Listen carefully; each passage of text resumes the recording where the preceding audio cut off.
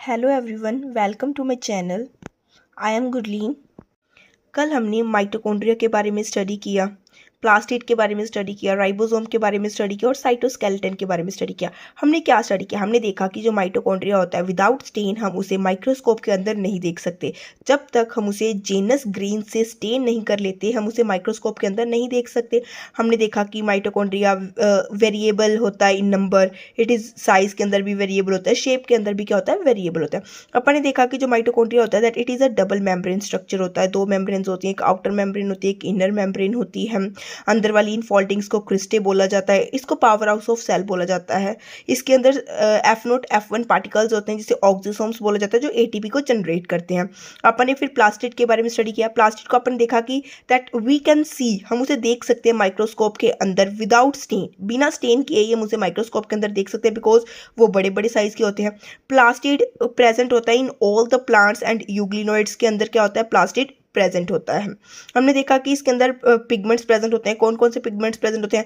Chloroplast present होता है, chromoplast present होता है, ल्यूकोप्लास्ट प्रेजेंट होता है। ल्यूकोप्लास्ट क्या होता है? कलरलेस होता है, इसके अंदर कोई पिगमेंट नहीं होता, ये स्टोरेज में मदद करता है। क्रोमोप्लास्ट और क्लोरोप्लास्ट क्या होता है? कलरफुल पिगमेंट्स होते हैं। देखा थाइलाकोइड्स के बारे में कि जो फ्लैटेंड मेम्ब्रेनस सैक्स होते हैं उन्हें थाइलाकोइड बोला जाता है। थाइलाकोइड के स्टैक को ग्रेना बोला जाता है। दो ग्रेना आपस में कनेक्टेड होते हैं थ्रू द स्ट्रोमा लैमेली के थ्रू। फिर अपन ने किसके बारे में स्टडी किया? राइबोसोम्स के बारे में स्टडी किया। अपन ने क्या देखा कि राइबोसोम को किसने सबसे पहले बताया था? जॉर्ज पैलेट ने बताया था। उन्होंने बताया था कि यूकैरियोट्स और प्रोकैरियोट्स दोनों के अंदर क्या होता है? राइबोसोम प्रेजेंट होता है। ये कैसा होता है? नॉन मेम्ब्रेन बाउंड स्ट्रक्चर होता है, चाहे यूकैरियोट हो चाहे प्रोकैरियोट हो, दोनों के अंदर प्रेजेंट होता है। ये 70s जो राइबोसोम होता है वो किसके अंदर प्रेजेंट होता है? प्रोकैरियोट्स के अंदर। 80s राइबोसोम प्रेजेंट होता है यूकैरियोट्स के अंदर। इसकी आगे दो सब यूनिट्स प्रेजेंट होती हैं। फिर अपन ने देखा साइटोस्केलेटन के बारे में स्टडी किया। साइटोस्केलेटन क्या होता है? एक फिलामेंटस प्रोटीनिशियस स्ट्रक्चर होता है जो क्या क्या कंसिस्ट करता है? माइक्रोट्यूब्यूल्स को कंसिस्ट करता है, माइक्रोफिलामेंट्स को कंसिस्ट करता है और इंटरमीडिएट फिलामेंट्स को कंसिस्ट करता है। और ये कहाँ पे पाए जाते हैं? साइटोप्लाज्म के अंदर पाए जाते हैं। इनको कलेक्टिवली अपन साइटोस्केलेटन बोल देते हैं। इसका फंक्शन क्या होता है? इसका फंक्शन अपन कैसे रिवाइज किया था? M³ से। इसका फंक्शन क्या होता है? मोटिलिटी, मैकेनिकल सपोर्ट प्रोवाइड करना और maintenance of the shape of the cell करना। कल हमने इतना पढ़ा था। आज हम पढ़ेंगे cilia and flagella, centrosome and centriole. पढ़ेंगे सीलिया और फ्लैजेला के बारे में। सीलिया क्या होता है? Cilia and flagella are hair like outgrowths of the cell membrane. Cilia और फ्लैजेला क्या होती हैं? हेयर लाइक आउटग्रोथ्स होती हैं। किसकी? सेल मेम्ब्रेन की क्या होती हैं? हेयर लाइक आउटग्रोथ्स होती हैं। अगर आप बात करें कि ये है एक मेरी सेल मेम्ब्रेन है, सीलिया तो क्या होती है? बहुत सारे सीलिया प्रेजेंट होते हैं। ये सीलिया हो जाएंगे, बहुत सारे सीलिया प्रेजेंट होते हैं। लेकिन अगर आप फ्लैजेला की बात करें, फ्लैजेला क्या हो सकता है? एक भी हो सकता है, दो भी हो सकता है, तीन भी हो सकता है और ये क्या होता है? बड़े होते हैं, लोंगर होते हैं देन द सीलिया से क्या होते हैं? लोंगर होते हैं जो मेरे फ्लैजेला होते हैं। Cilia are small structures which work like oars, जो ओर्स की तरह काम करते हैं, causing the movement of either the cell or the surrounding fluid। ये क्या होते हैं? सीलिया कैसे होते हैं? छोटे छोटे स्ट्रक्चर्स होते हैं। अपने यहाँ पे देखा कि ये स्मॉल स्ट्रक्चर्स होते हैं जो किसकी तरह काम करते हैं? ओर्स की तरह काम करते हैं। causing the movement of either the cell, इसमें किसकी मूवमेंट होती है? दोनों की मूवमेंट होती है। सेल की भी मूवमेंट होती है और सराउंडिंग फ्लूइड की भी क्या होती है? मूवमेंट होती है। Flagella are comparatively longer and responsible for the cell movement. अपन देखा कि जो फ्लैजेला क्या होता है वो कंपेरेटिवली क्या होता है? लोंगर होता है एंड रिस्पॉन्सिबल होता है फॉर द सेल मूवमेंट के लिए। The prokaryotic bacteria also possesses flagella but these are structurally different from the eukaryotic flagella. इसमें क्या बोला गया है कि जो मेरा प्रोकैरियोट्स होते हैं, प्रोकैरियोट्स के अंदर का जो फ्लैजेला होता है ना वो क्या होता है? स्ट्रक्चरली डिफरेंट होता है देन द यूकैरियोट्स से। कैसे? अब जब अपन प्रोकैरियोट्स का फ्लैजेला का स्ट्रक्चर पढ़ा था उसमें अपन ने 3 पार्ट्स देखे थे। कौन कौन से पार्ट्स देखे थे? Basal body,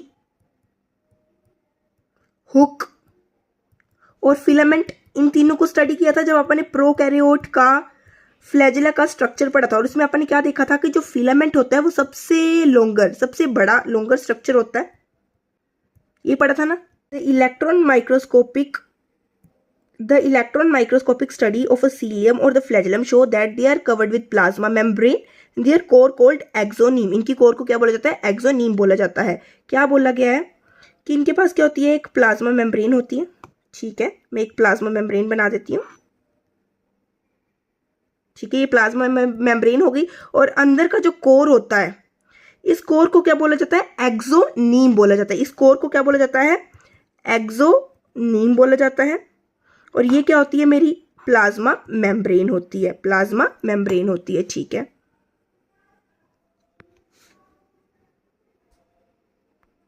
is a number of microtubules running parallel to the long axis। और इसके अंदर क्या होते हैं? बहुत सारे माइक्रोट्यूब्यूल्स क्या होते हैं? प्रेजेंट होते हैं। वो कैसे होते हैं? Runs parallel to the long axis क्या करते हैं? रन करते हैं। The axoneme usually has 9 doublets. इसके अंदर क्या होते हैं? 9 डबलेट्स प्रेजेंट होते हैं of radially arranged peripheral microtubules and pair of centrally located microtubule present होता है। अब ये लाइन क्या कहती है कि इस एक्सोनीम के अंदर क्या होते हैं? 9 डबलेट प्रेजेंट होते हैं। इस एक्सोनीम के अंदर क्या होता है? 9 डबलेट प्रेजेंट होता है। देखो 1 2 3 4 5 6 7 8 9 9 क्या होंगे? डबलेट्स प्रेजेंट होंगे। ये क्या है? मैं ये क्या बना रही हूँ? 9 डबलेट्स प्रेजेंट होते हैं। वो कहाँ पे प्रेजेंट होते हैं? पेरिफेरी के पास क्या होते हैं? 9 डबलेट्स क्या होते हैं? प्रेजेंट होते हैं, ठीक है। डबलेट्स बना दिए। और क्या होते हैं? सेंट्रली लोकेटेड माइक्रोट्यूब्यूल क्या होता है? एक प्रेजेंट होता है। क्या बोला गया कि 9 डबलेट्स प्रेजेंट होते हैं, ठीक है। मैंने 9 डबलेट्स बना दिए हैं और सेंट्रली लोकेटेड माइक्रोट्यूब्यूल प्रेजेंट होता है, ठीक है। इतनी बात समझ में आ गई। उसके बाद क्या बोला गया है? Such an arrangement of axonemal microtubule is referred to as the 9+2 array। The central tubules are connected by a bridges and is also enclosed by a central sheath which is connected to one of the tubule of each peripheral doublet by a radial spoke। क्या बोला गया है कि जो ये central microtubules होती हैं ना, आपस में ब्रिज से कनेक्ट होती हैं और these are enclosed by the central sheath. इनकी क्या होती है? That it is enclosed by the central sheath. ये क्या हो जाएगी? मेरी सेंट्रल शीथ हो जाएगी। क्या बोला गया कि जो मेरे सेंट्रल माइक्रोट्यूब्यूल्स होते हैं that they are connected by bridge. इनके चारों ओर क्या इनके it is enclosed by the किससे इनक्लोज्ड होती है? सेंट्रल शीट से इनक्लोज्ड होती है। और यहाँ पे क्या होती है? रेडियल स्पोक्स प्रेजेंट होती हैं। हर एक डबलेट से क्या निकलती है? रेडियल स्पोक निकलती है, जो किसके साथ कनेक्ट होती है? मेरी सेंट्रल शीट के साथ कनेक्ट होती हैं। अब जितने मेरे डबलेट्स होंगे उतनी क्या होंगी? रेडियल स्पोक्स होंगी। 1 2 3 4 5 6 7 8 9 9 क्या होती हैं? रेडियल स्पोक्स होती हैं। 9 रेडियल स्पोक्स होती हैं।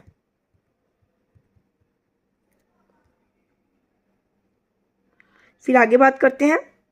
Thus, there are 9 radial spokes, 9 होंगी। The peripheral doublets are also interconnected by linkers। जो पेरिफेरल डबलेट्स होते हैं, अब जो ये पेरिफेरल डबलेट्स हैं, जो पेरिफेरी के पास जो मेरे डबलेट्स हैं, ये आपस में किससे कनेक्ट होते हैं? ये आपस में कनेक्ट होते हैं थ्रू द लिंकर्स। किससे कनेक्ट होते हैं आपस में? थ्रू लिंकर्स, ठीक है। ये क्या है? मेरे लिंकर्स आपस में किससे कनेक्ट होते हैं? लिंकर से क्या होते हैं? कनेक्ट होते हैं। अब हमने क्या देखा? हम फिर से स्ट्रक्चर को देख लेते हैं। बाहर क्या होती है? मेरी एक प्लाज्मा मेम्ब्रेन होती है। ये मेरी प्लाज्मा मेम्ब्रेन हो गई। इसके अंदर का जो कोर होता है that is known as axoneme, उसे एक्सोनीम बोला जाता है। 9 पेरिफेरल डबलेट्स प्रेजेंट होते हैं जो आपस में लिंकर से क्या होते हैं? कनेक्टेड होते हैं।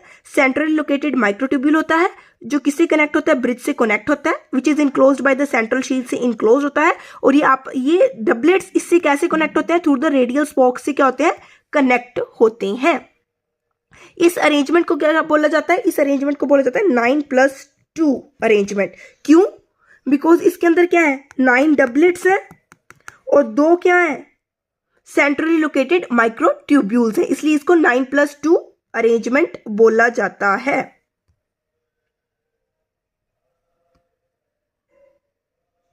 फिर आगे क्या बोला गया? Both the cilium and the flagellum emerge from the centriole like structure called the basal body. अब इसमें क्या बोला गया है कि जो मेरे सीलियम और फ्लैजिलम होते हैं, सीलियम और फ्लैजिलम कहाँ से इमर्ज होते हैं? सेंट्रियोल से इमर्ज होते हैं। और सेंट्रियोल लाइक स्ट्रक्चर से इमर्ज होते हैं जिसे कहते हैं बेसल बॉडी। बेसल बॉडी से क्या होते हैं मेरे? बेसल बॉडी से क्या होते हैं मेरे? सीलिया और फ्लैजिला क्या होते हैं? इमर्ज होते हैं। सीलिया और फ्लैजिला इमर्ज होते हैं। और बेसल बॉडी क्या होता है? कौन फॉर्म करता है? सेंट्रियोल लाइक स्ट्रक्चर होता है, that is known as basal body. और बेसल बॉडी से क्या होता है? सीलिया और फ्लैजिला क्या होते हैं? अराइज होते हैं। अब हम इसको डायग्राम से थ्रू स्टडी कर लेते हैं। डायग्राम को देखो। बाहर वाली क्या है मेरी? Plasma membrane. ये क्या है मेरी? प्लाज्मा मेम्ब्रेन हो जाएगी। ये क्या है? अंदर वाला कोर। इस कोर को क्या बोला गया है? एक्सोनीम होता है ये। ये क्या होते हैं मेरे पेरिफेरल डबलेट्स होते हैं, पेरिफेरल माइक्रोट्यूब्यूल्स हो जाएंगे। ये क्या होते हैं मेरे सेंट्रल माइक्रोट्यूब्यूल्स हो जाएंगे जो आपस में क्या है ब्रिज से कनेक्टेड होते हैं। ये क्या हो जाएगी मेरे सेंट्रल शीथ हो जाएगी। ये क्या हो जाएंगे रेडियल स्पॉक्स हो जाएंगे जिससे ये कनेक्ट होता है यहाँ पे। और ये क्या होता है लिंकर्स होते हैं इंटर डबलेट ब्रिज, जो क्या होते हैं जिससे दो डबलेट क्या होते हैं आपस में कनेक्ट होते हैं। ये हो गया हमारा स्ट्रक्चर सीलिया एंड फ्लैजिला का। अब हम पढ़ेंगे सेंट्रोसोम एंड सेंट्रियोल। क्या होता है centrosome is an organelle usually containing two cylindrical structures called centrioles. Centrosome क्या होती है एक ऐसी ऑर्गेनेली होती है जो क्या करती है दो सिलेंड्रिकल स्ट्रक्चर्स क्या करती है कंटेन करती है, जिन्हें क्या बोला जाता है सेंट्रियोल बोला जाता है। They are surrounded by amorphous pericentriolar material. वो किससे सराउंड होता है एक अमोर्फस पेरीसेंट्रियोलर मटेरियल से क्या होता है सराउंड होता है। Both the centrioles in a centrosome lie perpendicular to each other, आपस में परपेंडिकुलर होते हैं। और इसकी कैसी ऑर्गेनाइजेशन होती है ऑर्गेनाइजेशन लाइक द कार्टविल जैसी ऑर्गेनाइजेशन होती है। याद रखना है इसकी ऑर्गेनाइजेशन कैसी होती है लाइक द कार्टविल जैसी ऑर्गेनाइजेशन होती है। क्या बोला गया कि सेंट्रियोल कैसा स्ट्रक्चर है, सेंट्रियोल के अंदर क्या होता है एक ऐसी ऑर्गेनेली होती है जिसके अंदर कहते हैं दो सिलेंड्रिकल स्ट्रक्चर्स प्रेजेंट होते हैं। और वो दो सिलेंड्रिकल स्ट्रक्चर्स कैसे प्रेजेंट होते हैं perpendicular to each other present होते हैं। मान लो ऐसे प्रेजेंट हो गए और इट इज सराउंडेड बाय किससे सराउंड होता है अमोर्फस पेरीसेंट्रियोलर मटेरियल से क्या होगा सराउंडेड होगा। किससे सराउंडेड होगा अमोर्फस पेरीसेंट्रियोलर मटेरियल से क्या होगा पूरा सराउंडेड होगा। और इसकी अरेंजमेंट कैसी होती है अरेंजमेंट होती है कार्टविल लाइक अरेंजमेंट होती है। कैसी अरेंजमेंट होती है कार्टविल लाइक अरेंजमेंट होती है। याद रखना इसकी अरेंजमेंट कैसी होती है कार्टविल लाइक अरेंजमेंट होती है।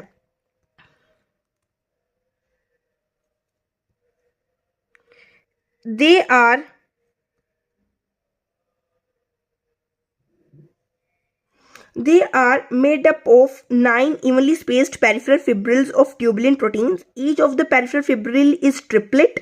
The adjacent triplets are also linked.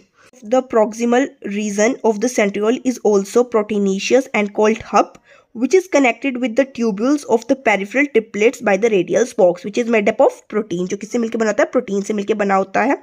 इसमें क्या बोला गया है कि इसके अंदर क्या होते हैं 9 ट्रिपलेट्स प्रेजेंट होते हैं। ऐसे क्या होंगे 9 ट्रिपलेट्स प्रेजेंट होते हैं।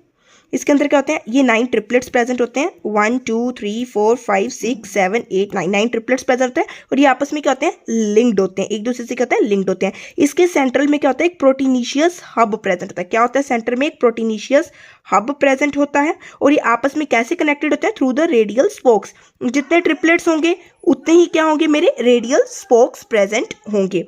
फिर आगे क्या बोला गया है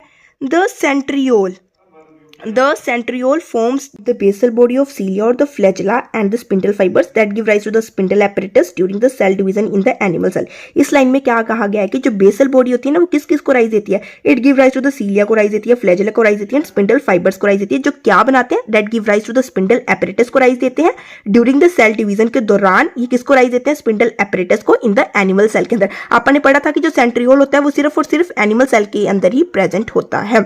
तो आज के लिए इतना ही। कल की क्लास में हम न्यूक्लियस को क्या करेंगे आगे स्टडी करेंगे। अगर आपको कोई भी डाउट हो तो कमेंट सेक्शन में टाइप करके आप मुझसे पूछ सकते हैं। Thank you everyone.